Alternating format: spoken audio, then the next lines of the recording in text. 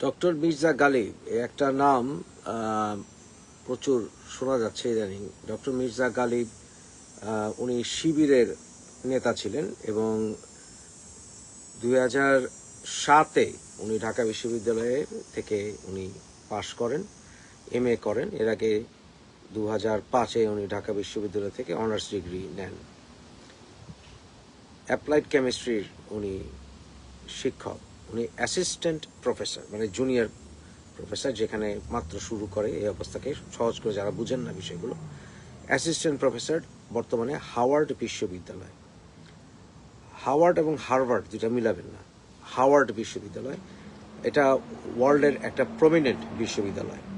বর্তমানে Times world র্যাঙ্কিংয়ে Howard বিশ্ববিদ্যালয় হচ্ছে পৃথিবীর 104 নম্বর ইউনিভার্সিটি।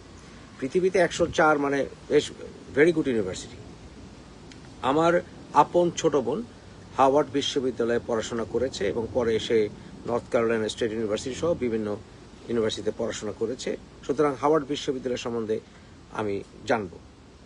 হাওয়ার্ড বিশ্ববিদ্যালয়ের যাত্রা শুরু করেছিল 100 বছরের একটু আগে, প্রায় 100 বছর আগে। মূলত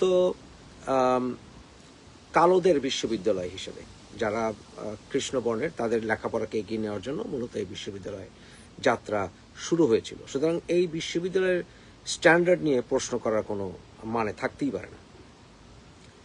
কিন্তু যেই বিষয়টা সবচেয়ে বেশি আলোচিত হচ্ছে যে মির্জা গালিব সে ইসলামিক ছাত্র শিবিরের নেতা ছিল, এই জন্য তাকে ঢাকা বিশ্ববিদ্যালয়ে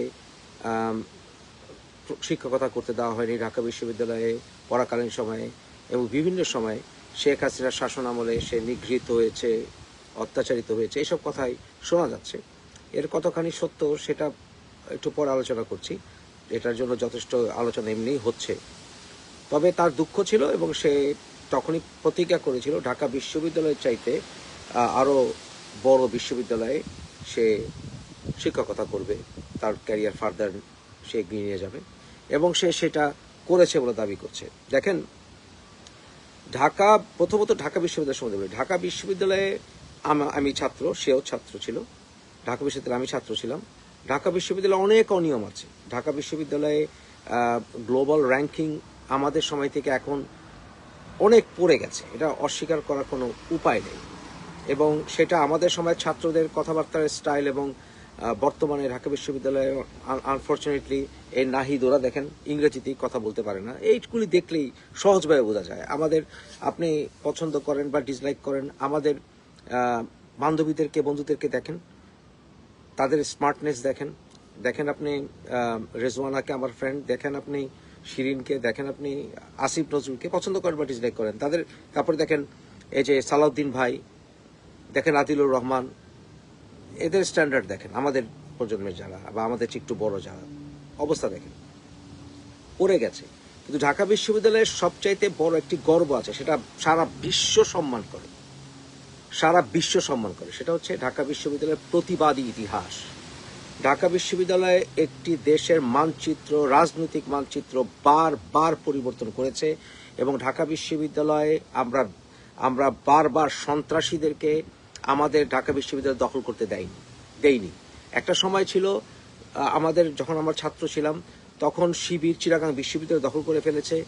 রাজশাহী বিশ্ববিদ্যালয়ে ওই লতিফ বাহিনীর নেতৃত্বে প্রায় দখলই করে ফেলেছিল।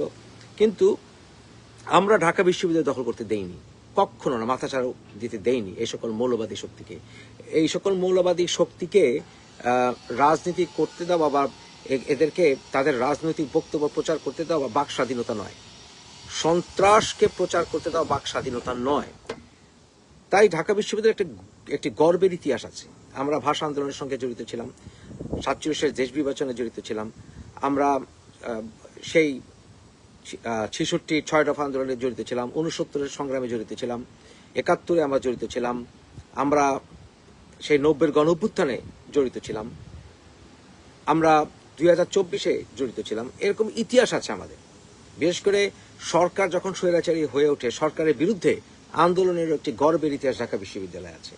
তো ঢাকা বিশ্ববিদ্যালয়ের সবচাইতে বড় গর্ব হচ্ছে আমাদের মুক্ত চিন্তা, মুক্ত মত প্রকাশের যেই দিকটি, সেটা হচ্ছে আমাদের সবচাইতে বড় গর্বের বিষয়। ঢাকা বিশ্ববিদ্যালয়ে যখন আপনার মৌলবাদ আঁকড়ে ধরবে, তখন ধরবে পুরো বাংলাদেশ গেছে। কারণ ডাকসু হচ্ছে পুরো বাংলাদেশের প্রকৃত পার্লামেন্ট, এই হিসেবেই আমরা গ্রহণ করে আসছি সবসময়। ঢাকা বিশ্ববিদ্যালয় সবসময় সরকারের বিরোধী দল হিসাবে, বিরোধী শক্তি হিসাবে কাজ করেছে। অলওয়েজ সরকারকে ক্রিটিসিজম করার জন্য সবচেয়ে বড় মাধ্যম হচ্ছে ঢাকা বিশ্ববিদ্যালয়। এবং ঢাকা বিশ্ববিদ্যালয় অন্তত আমাদের সময়ে পর্যন্ত আমরা সংগ্রাম করেছি, আমরা আমাদের বিরোধী বন্ধু যারা বিরোধী মতের তাদের সাথে আমরা তর্ক করেছি, বিতর্ক করেছি, তারা একদিকে আন্দোলন করেছে, আমরা আরেকদিকে আন্দোলন করেছি। এর অর্থ এই নয় যে আমাদের মধ্যে ব্যক্তিগত পর্যায়ের সম্পর্ক খারাপ হয়েছে। দু একটু টেররিস্ট বা দু একটা গুন্ডা পান্ডা ছাড়া আমরা ওভারঅল আমাদের মধ্যে সম্পর্ক ভালো ছিল। গতকালও ওই কার্জনকে নিয়ে আলোচনা হচ্ছিল, ও ভিন্ন মতের ছেলে, কিন্তু কার্জনকে আমরা আমার ছোট ভাই হিসেবে স্নেহ করি। বড় ভাই ওহিদুজ্জামান চাঁদ ভাই, উনি পরিবহন সম্পাদক হয়েছিলেন, উনি ছাত্রলীগ করতেন, কিন্তু এই চাঁদ ভাইকে আমরা সবাই ভোট দিয়েছিলাম। যখন ছাত্রলীগের একজনও আসেনি প্যানেলে ডাকসুতে, পরিবহন সম্পাদক হিসেবে ওহিদুজ্জামান চাঁদ ভাই ছিলেন। কারণ চাঁদ ভাই উনি দল মত নির্বিশেষে আমাদের সবাইকে ভালোবাসতেন। এই বিষয়টা ওনার ভিতরে দারুণ ছিল, আমরা তাই এই বিষয়গুলোকে সম্মান দিতাম। বিএনপির দোষ ছিল, বিএনপি শিবিরকে বহু প্রোটেকশন দিত। যেমন নসরুল্লাহ সে আমার ক্লাস ফ্রেন্ড। নসরুল্লাহ এখন ইসলামিক ইউনিভার্সিটির ভাইস চ্যান্সেলর। ওহিদুজ্জামান চাঁদ ভাই ছিলেন নোয়াখালী বিশ্ববিদ্যালয়ের ভাইস চ্যান্সেলর। তো এ ছেলে তো শিবির ছিল, ও দাড়িটারি শেভ করে, একসময় পুরো দাড়িটারি শেভ করে ছাত্র দলের মিছিলে যেত, আত্মগোপন করে নিজের শিবিরের, আলিয়া মাদ্রাসা শিবিরের ব্যাকগ্রাউন্ড সে লুকিয়েছিল। ঢাকা বিশ্ববিদ্যালয়ে তখন আলিয়া মাদ্রাসা থেকে সরাসরি ঢাকা ইউনিভার্সিটিতে ভর্তি হওয়া যেত না, সে ইন্টিমেট পাস করে তারপরে ঢাকা বিশ্ববিদ্যালয়ে ঢুকেছিল। আমাদের চেয়ে বয়সে 3-4 বছরের বড় নসরুল্লাহ। নেভারদিলেস ধীরে ধীরে সূক্ষ্মভাবে ঢাকা বিশ্ববিদ্যালয়ে এই সকল মৌলবাদ শক্তিগুলো ঢুকেছে। আসিফ ভাই একসময় উনি বামপন্থী রাজনীতির সঙ্গে জড়িত ছিলেন। আপনারা জানেন দেলোয়ার হোসেন সাঈদীকে দেল্লা রাজাকার বানানোর পেছনে ওনার সবচাইতে বড় হাত। এবং বিচিত্রায় উনি লেখা লিখতেন আসিফ ভাই ওনাকে আমার 90-এর আন্দোলনে কোনোদিন খুঁজেও পাইনি। উনি 90-এর আন্দোলনে ছিলেন না, উনি জীবনে খুঁজেও পাইনি 90-এর আন্দোলনে।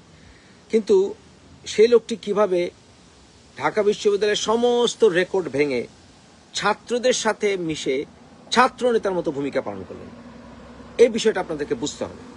দেখেন, আমরা যত আন্দোলন করেছি ঢাকা বিশ্ববিদ্যালয় আমাদের সময় বা আমাদের আগে, শিক্ষকরা কখনো ছাত্রদের সাথে মিলেমিশে মিছিল, আন্দোলন, ভাঙাভাঙি, চিল্লাচিল্লি, স্লোগান এগুলি দেয়নি। শিক্ষকরা শিক্ষকদের মতো করে প্রোটেস্ট করেছেন, ওনারা ওদের লেখা লিখেছেন, ওনারা বক্তব্য রেখেছেন। কিন্তু ছাত্ররা যখন আন্দোলন করেছে, মিছিল করেছে, ছাত্রদের মিছিলের মধ্যে যুক্ত হয়ে এবং একেবারে আন্দোলনের ভিতরে ছাত্র নেতার মতো ভূমিকা, এটা একমাত্র আসিফ নজরুলই শুরু করেছেন। এবং আসিফ নজরুলের পরিণতি কিন্তু ভালো হবে না। এর জন্য আসিফ ভাইয়ের জন্য আমি যতই ওনাকে আমি বকাঝকা করি, এর পরিণতি ভালো হবে না। কারণ কি? কারণ আপনি যখন ছাত্র নেতার মতো ভূমিকা পালন করবেন, ছাত্রই আপনাকে একদিন কঠিন সমালোচনা করবে এবং এর রেজাল্ট কিন্তু খুব ভালো হবে না। আসিফ ভাই এখন সবাইকে হারিয়ে ফেলেছে। জামাতও তাকে পছন্দ করে না, কারণ জামাতের রাজাকারের রেকর্ড আছে। এরপর ধরুন আপনি বিভিন্ন পর্যায়ে যে কাজগুলো করেছে আসিফ ভাই, তাকে আওয়ামী লীগ তো দেখতেই পারে না, বিএনপিও তাকে পছন্দ করে না। সুতরাং সবকিছু মিলে, এবং বর্তমানে বৈষম্য বিরোধী ছাত্ররাও তাকে পছন্দ করে না। হাসরাত আব্দুল্লাহ ঝাড়ি দেখেছেন কয়দিন আগে তার একটা কমেন্ট বক্সে। সবকিছু মিলে হি ইজ ইন ট্রাবল। তাই শিক্ষকদেরকে এই জিনিসটা মেনটেন করতে হয়। শিক্ষকরা ছাত্রদেরকে রাজনৈতিকভাবে জড়িত হবে না। কিন্তু আসিফ ভাই কাজটি কেন করেছেন? কারণ আসিফ ভাই ব্রেইন ওয়াশড হয়েছিলেন। উনি যখন স্কলারশিপ নিয়ে, কমনওয়েলথ স্কলারশিপ নিয়ে উনি যখন ইংল্যান্ডে পিএইচডি করতে চান, ওনার ওই সময় কিন্তু ওনার ব্রেইন ওয়াশ হয়ে গেছে। ব্রেইন ওয়াশ শুধু হয়নি, উনি স্বার্থপরের মতো উনি ওই যে ঘাতক দল নির্মূল কমিটির জাহানারা ইমামকে সমস্ত গবেষণামূলক কাগজগুলো না দিয়ে জামাতের বিরুদ্ধে উনি নিজেকে সেল আপ করেছিলেন এরশাদুল বারীর কাছে। এরশাদুল বারীর কাছে উনি ওনার সমস্ত নথিপতি সব দিয়ে দিয়েছিলেন। এগুলো আমরা জানি, এগুলো ইন্টারনাল বিষয় টিষয়, এগুলো আমাদের সবাই, আমাদের বিশেষ করে ল ফ্যাকাল্টির সবাই জানে। এরশাদুল বারীর ডিন ছিলেন তখন। যেহেতু আমি ঢাকা বিশ্ববিদ্যালয়ে ওই সময় আমাদের একটা অ্যাসোসিয়েশন ছিল, সেটার আমি সেক্রেটারি ছিলাম। মুডকোর সোসাইটির তখন আমি ফাউন্ডার ঢাকা বিশ্ববিদ্যালয় আইন বিভাগে। সুতরাং আমি বিষয়গুলো খুব ভালো করে জানি। তাই আসিফ ভাই, ওই সময় আমরা তাকে সবাই নাস্তিক আসিফ ভাই হিসেবেই জানতাম। তারপরে উনি হঠাৎ করে কমনওয়েলথ স্কলারশিপ নিয়ে এই ডক্টর এরশাদুল বারীর সঙ্গে খুব দহরম মাহরম বেড়ে গেল, উনি চলে গেলেন লন্ডনে। তারপরে উনি বাকিটা তো ইতিহাস আপনারা জানেন। প্রথম সে বঙ্গবন্ধুর জীবনী পড়ে কান্ত অনলাইনে এসে, ইয়াতে এসে, টিভিতে এসে, এখন সে বঙ্গবন্ধুর ছবি সরিয়ে ফেলেছে। এবং আওয়ামী লীগের নিধন, আওয়ামী লীগের সাধারণ কর্মীদের নিধন, পুলিশের বিচার ডিনায়াল, এগুলোর জন্য আসিফ নজরুল সবচেয়ে বড় দায়ী। তাই ঢাকা বিশ্ববিদ্যালয়ে যখন শিক্ষক হবেন তখন এটার প্রভাব ছাত্র থেকে শিক্ষকদের উপর পড়ে, যেটা কিনা অন্যান্য বিশ্ববিদ্যালয়ের ক্ষেত্রে প্রযোজ্য নয়। আমি ঢাকা বিশ্ববিদ্যালয়ের এক্স স্টুডেন্ট, আমি ঢাকা বিশ্ববিদ্যালয়ের ছাত্র নেতা, আমি জানি, I know it very well. তাই এই জিনিসগুলো আপনাদেরকে বুঝতে হবে, অন্যান্য বিশ্ববিদ্যালয়ের মধ্যে পার্থক্য। এখন আসেন আপনি অন্যান্য বিশ্ববিদ্যালয়ের বিষয়টা, অন্যান্য বিশ্ববিদ্যালয়ের পলিটিক্সটা কিভাবে হয়। আমি ট্রিনিটি কলেজ ডাবলিন বিশ্ববিদ্যালয়, এটা ইউরোপের 7টি এনশিয়েন্ট ইউনিভার্সিটির ভিতরে একটি, যেটার সাথে অক্সফোর্ড ইউনিভার্সিটির ইনকর্পোরেশন এগ্রিমেন্ট আছে। অর্থাৎ ধরুন আপনি এই ইউনিভার্সিটি, ডাবলিন ইউনিভার্সিটি থেকে, এনশিয়েন্ট ইউনিভার্সিটি থেকে আপনি গ্র্যাজুয়েশন করেছেন, আপনি মাস্টার্স চাইলে অটোমেটিক্যালি আপনি এলিজিবল, আপনাকে কোনো এক্সামিনেশন দিতে হবে না, আপনি অক্সফোর্ড ইউনিভার্সিটি মাস্টার্স করতে পারবেন। কারণ এই 7টা ইউনিভার্সিটির ভিতরে এই অক্সফোর্ডের সাথে টিসিডির একটি এগ্রিমেন্ট আছে। তো আমি যখন পিএইচডি করছিলাম সেখানে, তো সেইখানে করার সময় এই টিসিডির ম্যাচিউর স্টুডেন্ট সোসাইটির ইলেক্টেড সেক্রেটারি ছিলাম আমি, অর্থাৎ ওখানে আমি ছাত্রনেতা ছিলাম। এবং ওইখানে ছাত্র রাজনীতিটা দেশীয় রাজনীতিতে ঢাকা বিশ্ববিদ্যালয়ে যেভাবে হয় এইভাবে হয় না। ছাত্র শিক্ষকরা আস্তে আস্তে ঢাকা বিশ্ববিদ্যালয়ে এমনভাবে ইন্টারটয়েন্ট হয়ে গেছে যে ছাত্রদের র্যাঙ্কে এসে এই সকল শিবিরের পলিসি হচ্ছে, এবং যারা ইসলামিক মৌলবাদী তাদের পলিসিতে ছাত্রদের র্যাঙ্কিং এসে ছাত্রদেরকে প্রভাবিত করে, টকশো ফকশো সব বিষয়ে প্রভাবিত করে রাজনীতি করা। পশ্চিমে বিশ্ববিদ্যালয়ের বিভিন্ন ছাত্র সংগঠনগুলোতে এই বিষয়টা নাই। আমাদের বাংলাদেশে কেন দরকার হয়? এর জন্যই দরকার হয় যেহেতু ঢাকা বিশ্ববিদ্যালয় জাতির বিবেকে পরিণত হয়েছে। বাংলাদেশে অ্যাভারেজ মানুষরা ওয়েল ইনফর্মড না, তারা অ্যাভারেজে থিঙ্কিং করতে পারে না, এবং বাংলাদেশে অ্যাভারেজ মানুষদের আইকিউ কম, বাংলাদেশে অ্যাভারেজ মানুষরা অ্যানালিটিক্যাল মাইন্ড নাই, শিক্ষিত না, সুশিক্ষিত তো নাই। এই জন্য ঢাকা বিশ্ববিদ্যালয়ের দিকে মানুষ তাকিয়ে থাকে, আবাল বৃদ্ধ বনিতা এমনকি কৃষক পর্যন্ত, যে লেখাপড়া জানে না, যে এই ছেলেরা কি বলে। কিন্তু এটা ওয়েস্টে প্রযোজ্য না, কারণ ওয়েস্টে বিশেষ করে ধরেন ইংল্যান্ডে একজন ক্যাব ড্রাইভারের, ট্যাক্সি ড্রাইভারের, সাদা চামড়ার ট্যাক্সি ড্রাইভারকে জিজ্ঞাসা করে দেখবে যে তার দাদা বোধহয় কোথাও গভর্নর ছিল কোন একটা দেশে। এই দেশের একজন সাধারণ মানুষ যতটুক ওয়েল ইনফর্ম, যতটুক এডুকেটেড, আমাদের বাংলাদেশেতে সেই সিচুয়েশন না। তাই বাংলাদেশে ছাত্রদেরকে ইনভলভ হতে হয় পলিটিক্স, এবং হতে হবে, না হলে দেশের 12টা বাজবে। তাই অনেকে আছে যে পার্টি রাজনীতি ঢাকা বিশ্ববিদ্যালয় বন্ধ করতে চায়, এটা উচিত না, এটা একেবারে দেশকে ধ্বংস করে দিবে। আনফর্চুনেটলি এটাই আমাদের সিচুয়েশন, যতদিন পর্যন্ত বাংলাদেশে অ্যাভারেজ মানুষের শিক্ষা হার ঠিক মতো না বাড়বে। তাই আমি জানি ওয়েস্টে, এটা আমার অভিজ্ঞতা আছে ছাত্রনেতা হিসেবে ওয়েস্ট ইউনিভার্সিটিতে, যে ওদের মধ্যে বাংলাদেশের মধ্যে সিচুয়েশনগত পার্থক্যটা কি। তাই ঢাকা বিশ্ববিদ্যালয়ে শিক্ষক নিয়োগের ক্ষেত্রে সাবধান হতে হবে, মেইন কারণটি বুঝতে পারলেন। এখন আসেন মির্জা গালিবের বিষয়টা। ডক্টর মির্জা গালিব যা বললাম 2005-7, মানে ওই সময়ে 5-এ তো হাসিনার কি রোল, হাসিনার এখানে তাকে কিভাবে বাধা দিবে, তাকে কোনো অত্যাচারের কোনো উপায় নেই 2005-এ হাসিনা। 2007-এ না, 7-এও তো হাসিনা তার উপরে চড়া হওয়ার কোনো কারণ দেখি না আমি, কোনো উপায় নেই। সে দেখলাম 2014-তে অ্যালবার্টা ইউনিভার্সিটি থেকে পিএইচডি করেছে কানাডাতে, 2014। তা ধরেন অ্যাভারেজে 3 থেকে 4 বছর লাগে পিএইচডি কমপ্লিট করতে, অর্থাৎ 2010-11-তেই সে দেশের বাইরে। তাহলে 2010-11-তে যদি সে দেশের বাইরে যেয়ে থাকে মির্জা গালিব, তাহলে সে হাসিনার রোশানলে কিভাবে পড়লো, এটা তো হিসাবটা আমার আসে না। কারণ মূল হাসিনা বিরোধী আন্দোলনটা শিবির করেছে 2013, 14, 15 এই সময়টাতে সবচেয়ে বেশি ক্ল্যাশ, অনেকগুলো কারণে, সেটা আপনারা জানেন, সেই ডিটেলস আমার যাওয়ার দরকারই নেই, আপনারা জানেন সেটা। 2013, 14, 15 সেখানে মির্জা গালিব কিভাবে হাসিনার আমলে অত্যাচারিত হয়েছে বা কি হয়েছে, এটা আমার লজিকে আসে না। এখন আসেন আপনি যদি সে হাসিনার আমলে অত্যাচারিত হয়ে থাকে, সেটা যদি হয়ে থাকে ধরেন সামহাও সে গিয়েছে এসছে, বাংলাদেশে গেছে আসছে, যেভাবে হোক, মানে যে সময় শিবির প্রচন্ড গন্ডগোল করছে বাংলাদেশে, হ্যাঁ, এই যে আপনার ওই হেফাজতিরা গন্ডগোল করছে, দেলোয়ার হোসেন সাইদি ইস্যু, বিভিন্ন ইস্যু, ধরে নিলাম তার কথা সত্য, তাহলে তো তার একটা বিগ প্রবলেম আছে এখানে। প্রবলেমটা কি? 2013 সালে IHS international terrorism global index, যেটা আইএইচএস আপনারা দেখলে পেয়ে যাবেন, গ্লোবাল ইন্ডেক্স 2013, সেইখানে ইকোনমিক টাইমসে এটা এসছে, আপনারা একটু কষ্ট করে গুগল করে নিয়েন ভাই। আমি বলতে পারবো না, এডিটর সাহেব দেখান তো, আমার এত সময়ও নাই, আমি এগুলি পারবো না, আমি কেতা দুরুস্ত হয়ে বসতেও পারি না, এগুলো আমার সিস্টেম। 20 বছর ধরে এইভাবেই আমি ভিডিও করি, আপনারা আমাকে চিনেন। আপনাদেরকে আমি গাইড দিয়ে শুধু একটু দিক নির্দেশনা দিয়ে দিচ্ছি।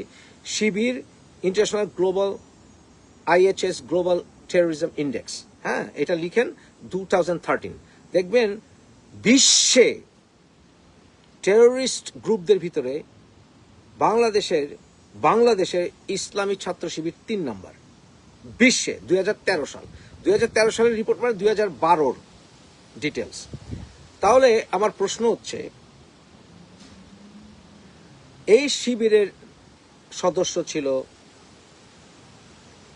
মির্জা গালিব, এবং আসিফ নজরুলদের অবস্থা দেখেছেন।